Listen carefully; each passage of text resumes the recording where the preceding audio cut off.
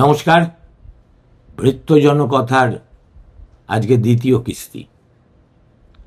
দেখুন, ভৃত্যকে নিয়ে বাংলা এবং ইংরেজি সাহিত্যে, কবিতায়, গানে, নাটকে, উপন্যাসে, গ্রন্থে, এমনকি ধর্মগ্রন্থেও যে বিশাল বহুরৈখিক, কখনো মারাত্মক নির্মম, কখনো অদ্ভুত মধুর এক ঐতিহ্য তৈরি হয়েছে, তাকে একসঙ্গে ধরে দেখা গেলে বোঝা যায় ভৃত্য শব্দটা কেবল একজন নিচুতলার চাকর বা পরিচারকের নাম নয়, বরং এক মানুষের আরেক মানুষের প্রতি আনুগত্য, পরাধীনতা, নিঃশর্ত ভালোবাসা, বিদ্রোহ, নৈতিক দৃঢ়তা, আত্মসমর্পণ, আবার কখনো পরম গৌরব, সব কিছুরই এক ঘনীভূত প্রতীক। তাই প্রাচীন পুরাণ থেকে শুরু করে রবীন্দ্রনাথ, শরৎচন্দ্র, মানিক, তারাশঙ্কর, বিভূতিভূষণ, নজরুল, বাউল, ফকিরের গানে যেমন ভৃত্য চরিত্র ক্রমাগত বদলাতে বদলাতে আসে, তেমনি ইংরেজি সাহিত্যে হোমার, বাইবেলের ভাষ্য, Shakespeare, Dickens, Austen, Tolstoy, Dostoevsky, Tolkien, Wodehouse, Kazuo Ishiguro, এদের কলমে কখনো সার্ভেন্ট রিটেইনার, কখনো বাটলার, কখনো পেজ, কখনো স্কোয়ার, কখনো স্লেভ, কখনো ম্যান সার্ভেন্ট, কখনো মেড, কখনো ফুটম্যান। এই যে অসংখ্য নাম, এই সব নামের আড়ালে আমরা একই অভিঘাতের মানুষটাকে দেখে থাকি, যে কখনো প্রভুর ছায়া, কখনো প্রভুর বিবেক, কখনো আবার প্রভুর বিরুদ্ধে দাঁড়ানো প্রথম প্রতিবাদী। বাংলা সাহিত্যের পুরাকালে গেলে, যেমন ধরুন মঙ্গল কাব্য বা বৈষ্ণব পদাবলিতে রাজা রাজরার সঙ্গে সঙ্গে যে সমস্ত অনুচর, দরবারি, সহচর, অঙ্গরক্ষী, রথ চালক, দাস দাসী ঘুরে বেড়ান, তারা সবাই সেবারই বিভিন্ন রূপ। মহাভারতের বিদুর, সঞ্জয়, কর্ণের সারথি শল্য, আর সর্বোপরি অর্জুনের রথে সারথি কৃষ্ণ, এই সব কিছুর ছায়া বাংলা কাব্যে, কীর্তনে, যাত্রায় স্পষ্ট ধরা পড়ে। সঞ্জয় যখন ধৃতরাষ্ট্রের ভৃত্য হয়েও তাকে সত্য কথা শোনায়, তখন তার ব্যক্তিত্বের সঙ্গে জুড়ে যায় সত্যবাদিতার এক প্রবল নৈতিকতা। বিদুর রাজপরিবারের সেবক থেকেও একমাত্র মানুষ যিনি ন্যায় নীতি রক্ষা করে। একে আমরা সাহিত্যে ভৃত্য বিবেক বলে চিহ্নিত করতে পারি। যে সময়ে সময়ে প্রভুর থেকেও উঁচুতে উঠে যায়। হোমারের ইমাইওস, ইউরিক্লেয়ার মতো চরিত্রও তাই একই ধারার। এখন কিংবা ধরুন ওডিসিউসের ঘরে তারা কেবল একটি গৃহকর্মী বা মেষপালক নয়, বরং তার হারানো মর্যাদার শেষ আশ্রয়, যাদের উপর ভর করেই নায়ক ফিরে এসে নিজের গৃহ পুনরুদ্ধার করতে পারে। রামায়ণে হনুমান নিজের পরিচয় দেন দাসোহম কৌশলেন্দ্রস্য। আমি অযোধ্যার রাজার দাস, এই দাসত্বেই তার গৌরব, এটাকেই তিনি বীরত্ব বলে মনে করেন। বাংলা কীর্তন গানে, রামায়ণ গানে, পালা গানে এই ভৃত্যভাব কত না উচ্ছ্বসিত রূপে ফিরে ফিরে আসে। কখনো সখী দাসী, কখনো বিশ্বস্ত ভিত্র, কখনো দেবতার চরণে মস্তক নোয়ানো দাস, যে নিজের কোনো ব্যক্তিসত্তাই আলাদা করে আর রাখে না। বৈষ্ণব পদাবলিতে ভক্ত বলে, আমি তোমার দাস, আর কিছুই নই। এই যে আত্মপরিচয়, এটা ভৃত্যকে এক চরম আধ্যাত্মিক রসের জায়গায় নিয়ে যায়। ভৃত্য মানে তখন কিন্তু আর অপমান নয়, ঈশ্বরের সামনে স্বেচ্ছায় ছোট হয়ে যাওয়ার এক আকুল অনুভূতি। এই জায়গা থেকে রবীন্দ্রনাথ পর্যন্ত একটা সোজা সুতোর টান টানা যায়। হে নাথ, তোমারই দাসী, তোমার চরণতলে। এমন লাইন তার গানে যে কতবার ফিরে এসেছে। সেখানে দাসত্বের মধ্যে মুক্তি আছে, কারণ সে দাসত্ব মন দিয়ে বেছে নেওয়া। কিন্তু উল্টো চিত্রও আছে। রাজা বা জমিদারের গৃহে যে ভৃত্য, সে অবশ্যই অন্য ইতিহাসের সন্তান। বাংলা উপন্যাসের প্রথম যুগেই বঙ্কিমচন্দ্রের কল্পিত রাজ্য, দুর্গ, অভিজাত পরিবারের ভৃত্যরা একদিকে কৌতুক, অন্যদিকে ট্র্যাজেডির উৎস। দুর্গেশ নন্দিনী বা কপালকুণ্ডলায় বয়স্ক দাসী, বিশ্বস্ত প্রহরী, অশিক্ষিত গৃহপরিচারক, তারা প্রভুর জন্য প্রাণ দিতেও প্রস্তুত। আবার কখনো প্রভুর অন্যায়ের বিরুদ্ধে বুকের মধ্যে নীরব অভিমানও তারা বয়ে বেড়ায়। শরৎচন্দ্রের জগতে ভৃত্য চরিত্র প্রায় অতিশয় মানবিক, ও তার উপস্থিতি প্রাণহীন গৃহস্থালীকে রমণীয় করে তোলে। কিংবা ধরুন শরৎচন্দ্রের শ্রীকান্ত।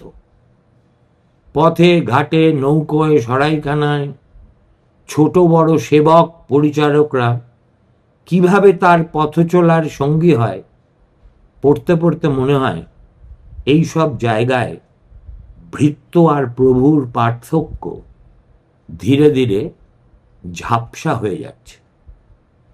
দুজনেই দারিদ্র ও জীবনের অনিশ্চয়তার কাছে সমান অসহায়। শরৎচন্দ্র এমনও দেখিয়েছেন যে কখনো ভৃত্য হয়ে থাকা মেয়েরা যেমন গৃহদাসী, তারা ঘরের প্রকৃত মান মর্যাদা রক্ষা করছে, অথচ নিজেরা কোনো মর্যাদাই পায় না। মানিক বন্দ্যোপাধ্যায়ের পুতুল নাচের ইতিকথা, দিবারাত্রির কাব্যতে নিম্নবর্গীয় চরিত্রেরা, যারা কাজের লোক, কুলি, নৌকোর মাঝি, ভৃত্য, তাদের চোখ দিয়ে আমরা শহর গ্রামের শোষণের শৃঙ্খল দেখি। তারাশঙ্করের হাঁসুলিবাকের উপকথায় জমিদার বর্গের সঙ্গে গরিব মজুর পরিচারকদের সম্পর্কটাও প্রভুভৃত্যের ইতিহাস, যেখানে ভৃত্য নিজেই শোষিত হওয়াটাকে ভবিতব্য বলে মেনে নিয়েছে, যেন তার জন্মই হয়েছে সেবা করার জন্য। বিভূতিভূষণের গল্প উপন্যাসে যেসব বৃদ্ধ পরিচারক, দালাল, মাঝি, কুলি, মধুসূদন নামে গৃহভৃত্য বা নৌকোর লোক আসে, তারা প্রভুর থেকে আলাদা নয়, বরং জীবনের ভিন্ন ধারায় বয়ে চলা মানুষ। আরণ্যকের জমিদারি কর্মচারীরাও এক ধরনের ভৃত্য, যারা পরিশ্রম করে অন্যের সম্পদ রক্ষা করে, তাদের নিজেদের নামে কিছুই থাকে না। রবীন্দ্রনাথের লেখায় প্রভুভিত্ত সম্পর্ক বহু বর্ণের। চতুরঙ্গ, ঘরে বাইরে, গোড়া, রাজর্ষি ইত্যাদি উপন্যাসে, নাটকে গৃহপরিচারক, সেক্রেটারি, লাট সাহেবের খিদমতগার, জমিদারের সহচর, এইসব চরিত্রের মধ্যে আমরা একাধারে কোমলতা ও অন্যদিকে আত্মসম্মান বোধ দুটোই দেখতে পাই। ডাকঘরে যে দারোগা, যে থানা প্রহরী, যে অদৃশ্য রাজদরবারের দাসেরা অমলকে নিয়ে নানা আলোচনা করে, তারা কিন্তু নিছক কৌতুক নয়, তারা ক্ষমতার সিস্টেমেরই অংশ। রক্তকরবীতে রাজা তার নিজের রাজসভার পারিষদ আর শ্রমিকদের ওপর নজর রাখার জন্য যেসব প্রহরী নিয়োগ করেন, তারা ভৃত্য হলেও আদতে ভৃত্যের থেকে আরও ভয়ানক, কারণ তারা ক্ষমতার অন্ধ যন্ত্র। রবীন্দ্রনাথ এখানে দেখালেন ক্ষমতা কেবল প্রভুর হাতে থাকে না, ক্ষমতার ভৃত্যরাও অত্যাচারী হয়ে উঠতে পারে। বাংলা নাটকে গিরিশচন্দ্র, দীনবন্ধু মিত্র, পরবর্তীকালে যাত্রা নাট্যকারদের রচনায় ভৃত্য চরিত্র প্রায় কৌতুকের উৎস। স্থানীয় উপভাষায় কথা বলে, প্রভুর কথা সবসময় ভুল বোঝে, অতিরঞ্জিত ভয় পায়, প্রভুর গোপন কথা ফাঁস করে দেয়। কিন্তু এই কৌতুকের তলায় লুকিয়ে থাকে শ্রেণী বিভাজনের নির্মম বাস্তব। নীলদর্পণে কৃষক ও গৃহভৃত্যদের শোষণ নীলকর সাহেবদের অত্যাচারের সঙ্গে অঙ্গাঙ্গিভাবে জুড়ে গিয়েছে। সেখানে ভৃত্য মানে শুধু চাকর নয়, কলোনিয়াল ব্যবস্থার পেশন যন্ত্রে পড়ে থাকা সমগ্র নিম্নবর্গ। বাউল, ফকির, কীর্তনিয়ার গানে ভৃত্যভাব আবার একেবারে অন্য স্বরে ধ্বনিত হয়। লালন বলেন, আমি তো দাস, বাউল দাসে, আমার গুরুদেব ছাড়া আর কেহ নাই। এখানে দাসত্ব মানে গৌরব, নিজের অহংকারকে সম্পূর্ণ মুছে ফেলে ঈশ্বর ও গুরুর ভৃত্য হওয়া মানে আদতে এই পৃথিবীর দাসত্ব থেকে মুক্ত হওয়া। নজরুলের গানে তোমার দাস হয়ে এলেম প্রভু, রাখিবে কি আমায়, এমন অগণিত পংক্তি আছে যেখানে দাসত্ব মানে আত্মসমর্পণ, প্রভুর প্রেমে নিজেকে বিলিয়ে দেওয়া। বাংলার গ্রাম্য পালা গানে যেমন গাজীর গাজন, মনসামঙ্গল, ধর্ম ঠাকুরের গান, সেখানে ভৃত্যরা প্রভুর জন্য অতি মানবিক কাজ করে। কখনো সাপের বিষ খেয়ে প্রভুকে রক্ষা করে, কখনো রাতে প্রভুর আমবাগান পাহারা দেয়। লোকসাহিত্যে ভৃত্য প্রভুর এই সম্পর্ক একাধারে নিষ্ঠা, অন্যদিকে বিদ্রূপ, কারণ প্রায়ই দেখা যায় প্রভুর অক্ষমতা ভৃত্য হাসি মুখে সামলে দিচ্ছে। আজ এই পর্যন্তই। কালকে আলোচনা করা যাবে বিদেশি সাহিত্যে ভৃত্যের অবস্থানের নানান রকম রূপ। এই দুয়ের মাঝখানে আমার একটি প্রশ্ন বারে বারে উঁকি দিচ্ছে। আচ্ছা, এমন তালিবানি চোখরাঙানি পরিবেশে রবি ঠাকুর কি পুরাতন ভৃত্য লেখার সাহস পেতেন? পেতেনও যদি, তার পরিণতি কি হতো? তাকেও কি হুমকি দেওয়া হতো, ব্ল্যাকমেল করার থ্রেট দেওয়া হতো? বলা হতো ভিক্টোরিয়া ওকাম্পোর সঙ্গে আপনার সম্পর্কের কথা ফাঁস করে দেব। আমার কল্পনায় অবশ্য একটি দৃশ্য ভেসে উঠছে, কাল্পনিক। কবিতাটা প্রকাশ হওয়ার সঙ্গে সঙ্গে একদিন সকালে কেষ্ট দলবল নিয়ে উত্তরায়ণের সামনে দাঁড়িয়ে চিৎকার করে বলতে শুরু করলো, ওহে বুড়ো, এসব কি মাজা কি হচ্ছে? আমি দিদির ভৃত্য, ছিলাম, আছি, থাকব। কোন দুঃখে আমি তোমার মতো ফালতু কবির ভৃত্য হতে যাব?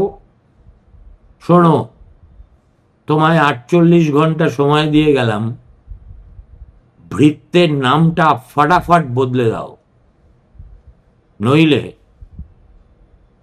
আমি কিন্তু এসে তোমার এই ঢপের শান্তিনিকেতন তছ নছ করে ছেড়ে দেব। নমস্কার, ভালো থাকবেন।